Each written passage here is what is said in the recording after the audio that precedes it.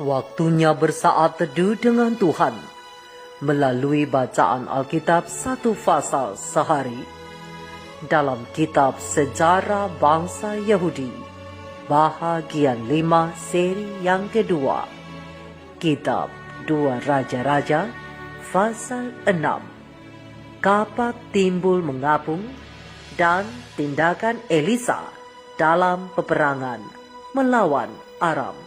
Selamat membaca, selamat mendengarkan, merenungkan dan melakukan firman Tuhan.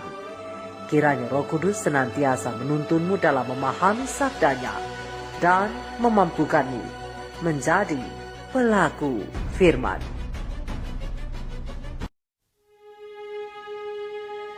Pada suatu hari, berkatalah rombongan Nabi kepada Elisa, "Cobalah lihat, tempat tinggal kami di dekatmu ini adalah terlalu sesak bagi kami.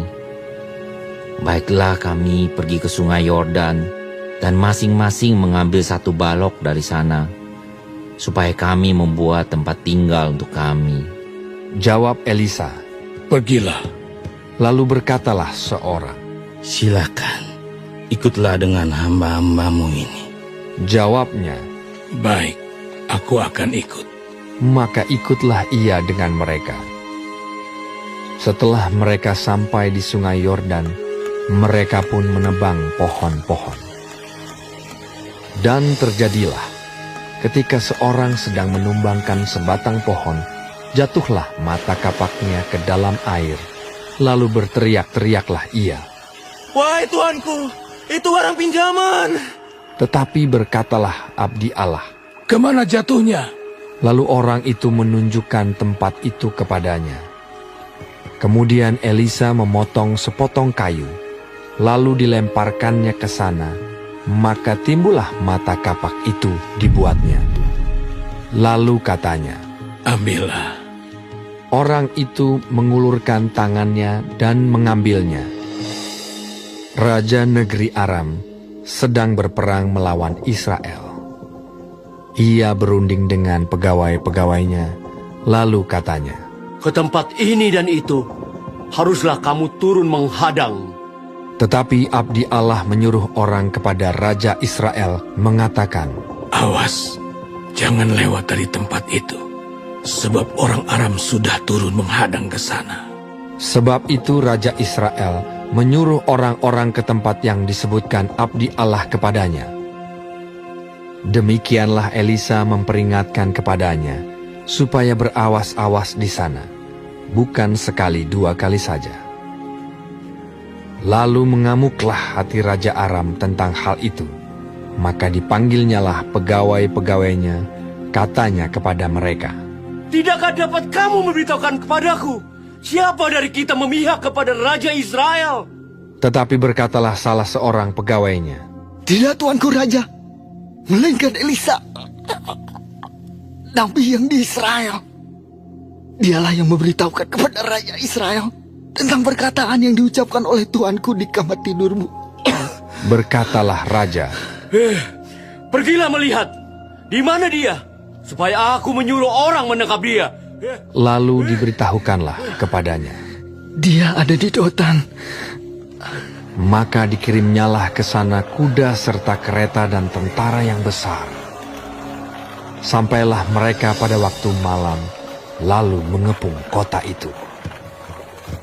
Ketika pelayan abdi Allah bangun pagi-pagi dan pergi keluar, maka tampaklah suatu tentara dengan kuda dan kereta ada di sekeliling kota itu.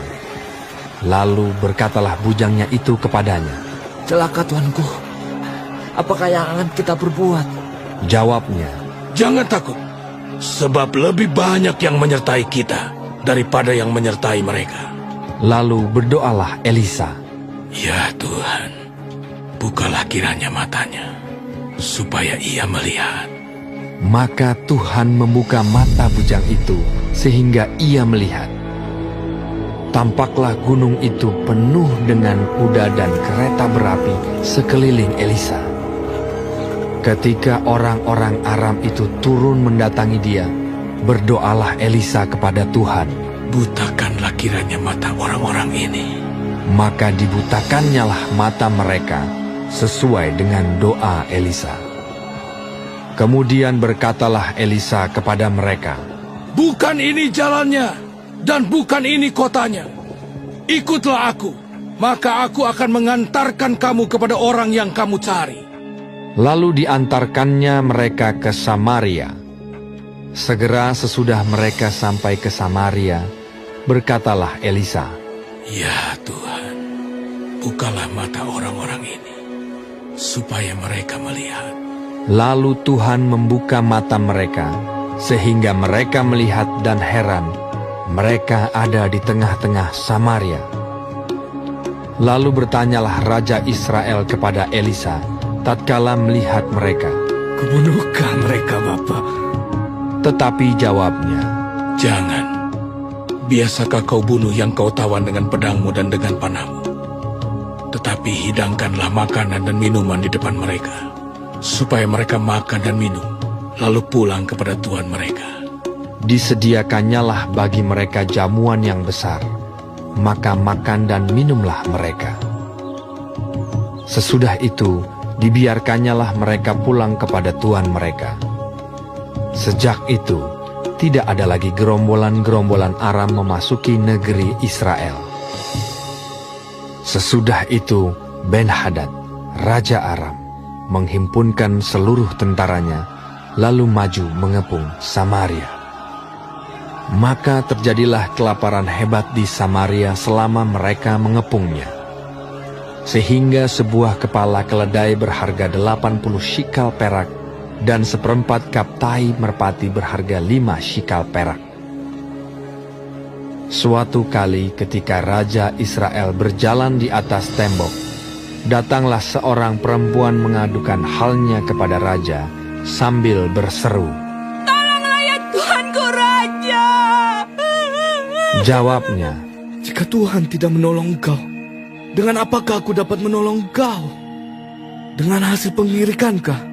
Atau hasil pemerasan anggur? kemudian bertanyalah Raja kepadanya. Ada apa?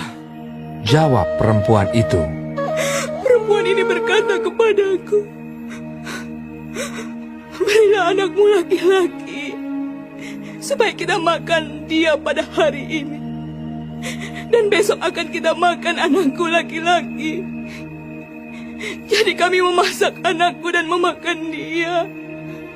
Tetapi ketika aku berkata kepadanya pada hari berikutnya, berilah anakmu, supaya kita makan dia, maka perempuan ini menyembunyikan anaknya. tatkala Raja mendengar perkataan perempuan itu, dikoyakkannyalah pakaiannya, dan sedang ia berjalan di atas tembok, kelihatanlah kepada orang banyak bahwa ia memakai kain kabung pada kulit tubuhnya. Lalu berkatalah Raja, Beginilah kiranya Allah menghukum aku. Bahkan lebih daripada itu, masih tinggal kepala Elisa bin Safat di atas tubuhnya pada hari ini. adapun Elisa duduk-duduk di rumahnya, dan para tua-tua duduk bersama-sama dia. Raja menyuruh seorang berjalan mendahuluinya. Tetapi sebelum suruhan itu sampai kepada Elisa, Elisa sudah berkata kepada para tua-tua itu, Tahukah kamu bahwa si pembunuh itu menyuruh orang untuk memenggal kepalaku? Awas-awaslah. Apabila suruhan itu datang, segeralah tutup pintu dan tahanlah dia, supaya orang itu jangan masuk. Bukankah sudah kedengaran bunyi langkah tuannya di belakangnya? selagi ia berbicara dengan mereka, datanglah Raja mendapatkan dia. Berkatalah Raja kepadanya, Sungguhnya, malapetaka ini adalah daripada Tuhan. Mengapakah aku berharap kepada Tuhan lagi?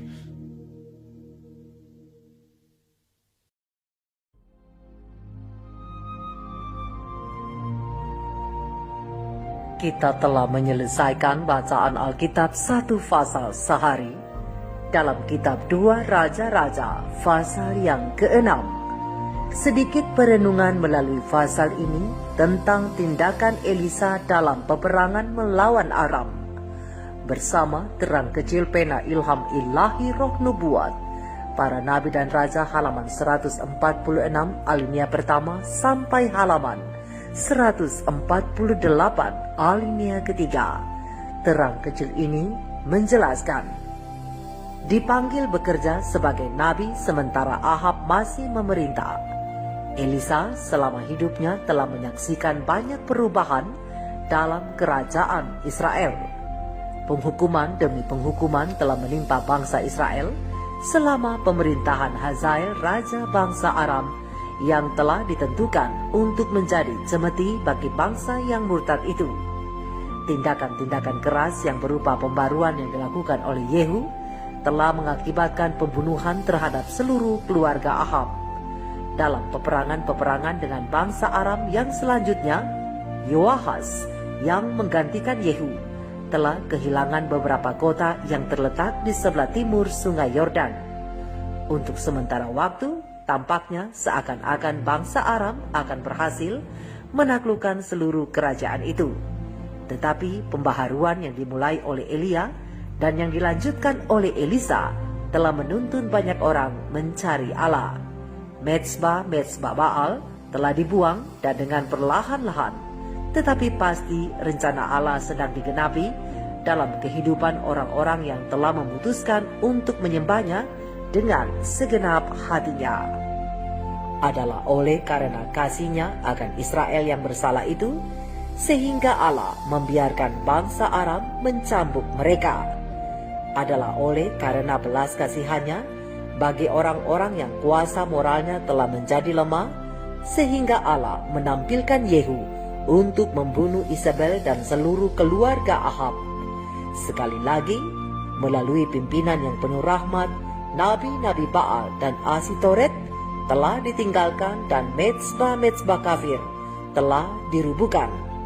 Allah dalam kebijaksanaannya telah melihat lebih dahulu bahwa jikalau pencobaan dihapuskan, maka orang-orang akan meninggalkan kekafiran dan menengadahkan mukanya ke sorga.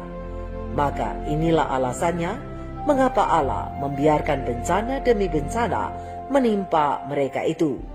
Penghukumannya disertai dengan kemurahan, dan manakala rencananya tercapai, maka Allah mengalihkan kasih sayangnya yang berlimpah-limpah itu kepada orang-orang yang berusaha mencari Dia. Sementara pengaruh-pengaruh kebaikan dan kejahatan memperebutkan tempat sampai kepada puncaknya, dan setan bekerja dengan segala kuasanya untuk melengkapi kebinasaan yang ditimbulkannya selama pemerintahan Ahab dan Isabel, maka Elisa maju terus membawakan kesaksiannya. Ia menemukan perlawanan, tetapi tidak ada yang dapat membantah perkataannya. Di seluruh pelosok kerajaan itu, Elisa dihormati dan disegani. Banyak orang yang datang meminta nasihat kepadanya. Ketika Isabel masih hidup, Yoram raja Israel meminta nasihatnya, dan pernah sewaktu di Damsyik, ia dikunjungi oleh utusan-utusan Ben-Hadad raja Aram yang ingin mengetahui apakah suatu penyakit pada seseorang akan mengakibatkan kematian. Nabi Elisa memberi kesaksian kepada semua orang dalam suatu jangka waktu di mana kebenaran itu diputarbalikkan oleh setiap orang, dan sebagian besar orang banyak terang-terangan memberontak melawan sorga. Allah tidak pernah meninggalkan pesuruhnya yang terpilih. Sekali peristiwa dalam satu penyerbuan orang Aram, Raja Aram berusaha membinasakan Elisa oleh sebab kegiatannya yang memberitahukan kepada Raja Israel rencana-rencana musuh. Raja Aram telah meminta nasihat para pembantunya yang mengatakan, "Ke tempat ini dan itu haruslah kamu turun menghadang." Rencana ini dinyatakan Tuhan kepada Elisa yang menyuruh orang mengatakan kepada Raja Israel, "Awas, jangan lewat dari tempat itu, sebab orang Aram sudah turun menghadang ke sana." Sebab itu Raja Israel menyuruh orang-orang ke tempat yang disebutkan abdi Allah kepadanya. Demikianlah Elisa memperingatkan kepadanya supaya berhati-hati di sana, bukan sekali 2 kali saja. Lalu mengamuklah hati Raja Aram tentang hal itu. Maka dipanggilnyalah pegawai-pegawainya, katanya kepada mereka, "Tidak dapatkah kamu memberitahukan kepadaku siapa dari kita yang memihak kepada Raja Israel?" Tetapi berkatalah salah seorang pegawainya, "Tidak, tuanku Raja, melainkan Elisa, nabi yang di Israel. Dialah yang memberitahukan kepada Raja Israel tentang perkataan yang diucapkan oleh tuanku di kamar tidurmu." Dengan membuat ketetapan untuk menyingkirkan nabi itu, maka Raja Aram memerintahkan, "Pergilah, melihat di mana ia diam, supaya aku menyuruh orang menangkap dia." Nabi itu sedang berada di Dotan, dan ketika memaklumi akan hal ini, maka raja itu mengirim ke sana kuda serta kereta dan tentara yang besar. Sampailah mereka pada waktu malam, lalu mengepung kota itu. Ketika pelayan abdi Allah bangun pagi-pagi dan pergi keluar, maka tampaklah tentara dengan kuda-kuda dan kereta ada di sekeliling kota itu. Dengan ketakutan pelayan itu menyampaikan berita kepada Elisa. "Celaka tuanku," katanya, "apakah yang akan kita perbuat?" Jawabnya, "Jangan takut, sebab lebih banyak yang menyertai kita daripada yang menyertai mereka." Kemudian, supaya pelayan itu dapat mengetahui hal ini untuk dirinya sendiri, berdoalah Elisa, "Ya Tuhan, bukalah kiranya matanya, supaya ia melihat." Maka Tuhan membuka mata bujang itu, sehingga ia melihat. Tampaklah gunung itu penuh dengan kuda dan kereta berapi sekeliling Elisa. Di antara abdi Allah itu dan pasukan musuh yang bersenjata lengkap, terdapat rombongan malaikat sorga yang mengelilingi tempat itu. Mereka telah turun dengan kuasa yang besar, bukan untuk membinasakan, bukan untuk menuntut penghormatan, tetapi untuk berkemah sekeliling hamba Tuhan yang lemah dan tidak berdaya itu. Apabila umat-umat Allah digiring ke tempat-tempat yang sukar di mana tidak ada jalan kelepasan sama sekali, maka Tuhan sendirilah yang menjadi perlindungan mereka. Ketika pasukan tentara Aram dengan berani maju terus, tanpa mengetahui akan bala tentara sorga, berdoalah Elisa kepada Tuhan, "Butakanlah kiranya mata orang-orang ini." Maka dibutakannyalah mata mereka sesuai dengan doa Elisa. Kemudian berkatalah Elisa kepada mereka, "Bukan ini jalannya, dan bukan ini kotanya, ikutlah aku. Maka aku akan mengantarkan kamu kepada orang yang kamu cari." Lalu diantarnya mereka ke Samaria. Segera sesudah sampai ke Samaria, berkatalah Elisa, "Ya Tuhan, bukalah mata orang-orang ini, supaya mereka melihat." Lalu Tuhan membuka mata mereka, sehingga mereka melihat dan heran. Mereka ada di tengah-tengah Samaria. Lalu bertanyalah Raja Israel kepada Elisa, tatkala melihat mereka, "Kubunuhkah mereka, Bapak?" Tetapi jawabnya, "Jangan. Tetapi hidangkanlah makanan dan minuman di depan mereka, supaya mereka makan dan minum, lalu pulang kepada tuan mereka." Disediakannyalah bagi mereka jamuan yang besar, maka makan dan minumlah mereka. Sesudah itu, dibiarkannyalah mereka pulang kepada tuan mereka. Saudara dan saudariku, Elisa memperlihatkan sikap belas kasih terhadap orang-orang yang memusuhinya, bahkan yang hendak melenyapkan nyawanya. Sikap yang sama pun dihimbau oleh firman Allah kepada kita semua anak-anaknya.